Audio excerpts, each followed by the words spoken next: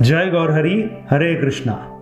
रामनवमी के पावन पर्व पर आप सभी को हार्दिक शुभकामनाएं। इस उत्सव को धूमधाम से मनाना हम सभी के लिए अति आवश्यक है, तो हमें पूरे जोश और उत्साह के साथ रामनवमी महोत्सव को मनाना है। अब प्रश्न ये उठता है कि रामनवमी महोत्सव को मनाएं कैसे, इसमें क्या करना होगा।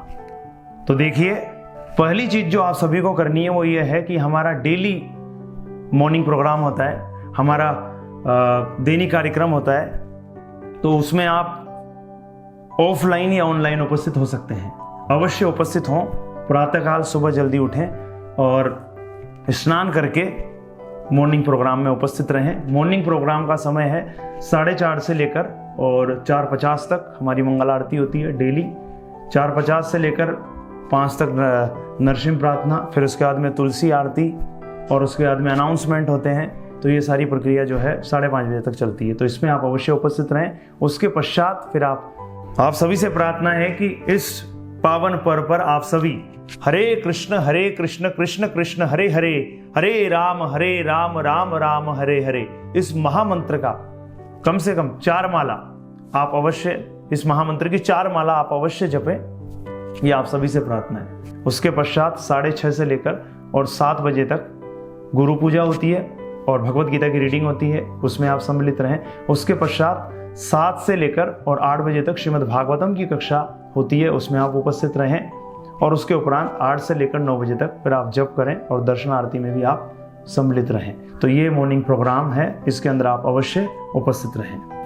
अपने घर के मंदिर में आप राम दरबार का चित्र अवश्य विराजित करें और उसके लिए फोटोग्राफ चित्र वो आपको कैसे प्राप्त होगा, उसके लिए आप डिस्क्रिप्शन पर दिए गए लिंक पर जा सकते हैं। उसके माध्यम से आपको ये फोटोग्राफ्स भी प्राप्त हो जाएगी। उसको आप अपने मंदिर के अंदर विराजित करें।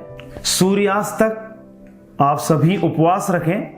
यदि आपका स्वास्थ्य ठीक नहीं है तो उस स्थिति में आप फल या दूध का सेवन कर सकते हैं। और यदि आपको स्वास्थ्य से संबंधित कुछ ऐसी परेशानी है कि डॉक्टर ने आपको उस दिन अन्न प्रसाद पाने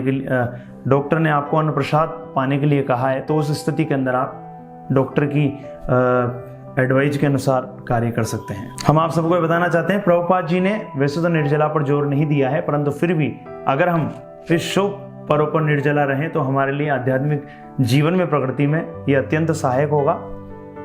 सबसे बढ़िया तरीका है कि निर्जला रहा जाए, अर्थात इस दिन जल का सेवन भी ना किया जाए। दूसरी स्थिति यह है, यदि आप जल का सेवन किए बगैर नहीं रह सकते तो इस स्थिति में केवल जल का सेवन करके रहें। या फिर तीसरी स्थिति है कि आप दूध पी करके रहें या फिर दूध फल ग्रहण करके आप रहें। तो इस तरीके से आप रह सकते हैं। भगवान का भोग उस दिन आप तैयार करें और भोग के अंदर ये ध्यान रखिएगा, अंडा, मांस, मछली, प्याज, लहसुन, मसूर की दाल, ये सब का प्रयोग ना करें। वैसे तो इसका प्रयोग किसी भी दिन नहीं करना चाहिए, परंतु रामनवमी के पावन पर्व पर तो इसका विशेष ध्यान रखें। इन चीजों का प्रयोग नहीं होना चाहिए किसी कीमत पर। अब प्रश्न ये उठता है कि इसको जब आपका भोग तैयार हो जाएगा उसके पश्चात आप भगवान को भोग लगाएंगे कैसे। तो उसके लिए जो प्रक्रिया है, अगर वो आप जानना चाहते हैं, समझना चाहते हैं, तो उसके लिए डिस्क्रिप्शन पे हमने लिंक डाल दिया है। उस लिंक के माध्यम से आप भगवान को भोग किस प्रकार से अर्पित किया जाता है उस विधि को आप जान सकते हैं। डिस्क्रिप्शन पर लिंक देख लें, उसमें पूरी विधि बताई गई है। आप भगवान को भोग लगाने के पश्चात प्रसाद के तौर पर उसे ग्रहण कर सकते हैं, परंतु ध्यान रखिएगा संध्या मतलब सूर्यास्त के बाद ही आप ग्रहण करिएगा। और इस दिन अन्न का भोग भी आप भगवान को लगा सकते हैं और प्रसाद के रूप में उसे ग्रहण कर सकते हैं। इसका अवश्य ध्यान रखिएगा।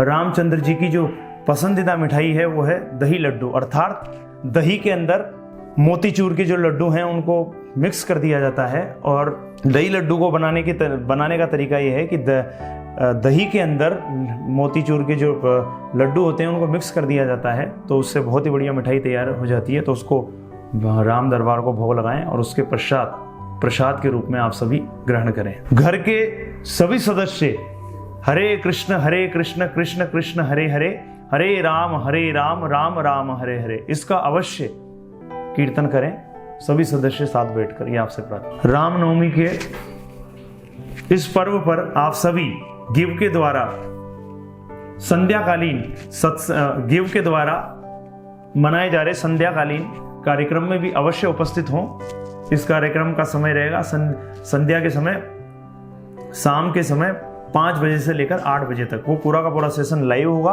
आप इस पूरे सत्र के अंदर उपस्थित रहें, ये आप सभी से प्रार्थना है। इस सत्र का लिंक हमने डिस्क्रिप्शन में डाल दिया है। कार्यक्रम में आप उपस्थित रहें और भगवान श्री राम के जन्मोत्सव को बहुत ही हर्ष, उल्लास और उमंग के साथ मनाएं। ये आप सभी से हाथ जोड़ के प्रार्थना है। मैं समझता हूं आप समझ गए होंगे। जय गौर हरि, हरे कृष्ण।